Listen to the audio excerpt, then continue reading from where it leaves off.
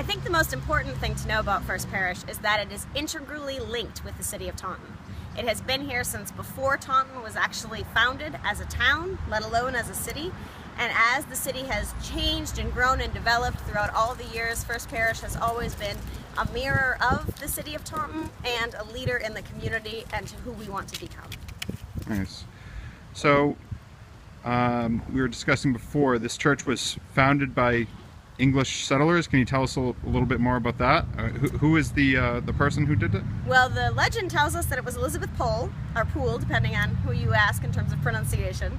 And of course, they didn't have a lot of documents and records back then. But she was listed as the charter member of the church, along with several others who are also known as founders of the city of Taunton. And oh, go ahead, I'm sorry. So this church has changed a lot throughout the years. It's been rebuilt at times, or what do you know about that? This is actually the fourth meeting house of the church, which is sort of interesting because you think of this as a big old building, but it actually has not been here. We've been here almost half the church's lifetime has been in this particular building. And it's been on, this is the third site of First Parish.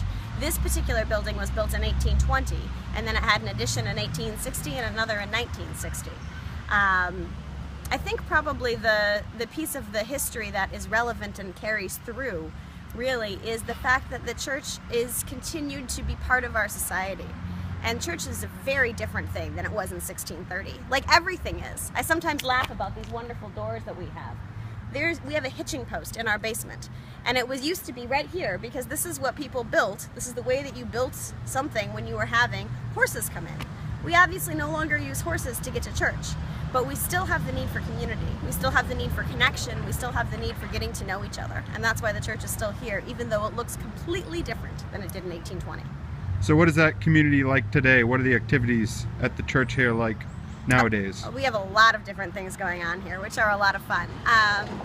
The thing that we're probably best known for in the city is the Matthew 2540 mission, which is our outreach to the homeless and anyone in need. We have a lot of folks who come in for that. That's open 3 days a week in the summer and 5 days a week in the winter. We have a warming center with that.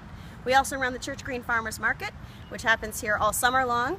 So when the mission is quieter, the market is much more active. Doug Cook runs the market for us, and we have some wonderful volunteers, and that's really been growing and thriving over the last 3 years. And then the programs we also have it's the people who are part of the church, but that's always growing and changing. We have a youth group that meets twice a month. They do movies, they do games, different events. We meet every Sunday morning for worship. Our worship doesn't feel like some people expect. People often will leave here and they tell me, wow, I had a really good time. And they're always surprised. But in fact, part of what we hope for, part of what one of our goals is that church and community help us live better lives. It's not just something to do because we have to, but something to do because it changes who we are and it helps us be who we want to become.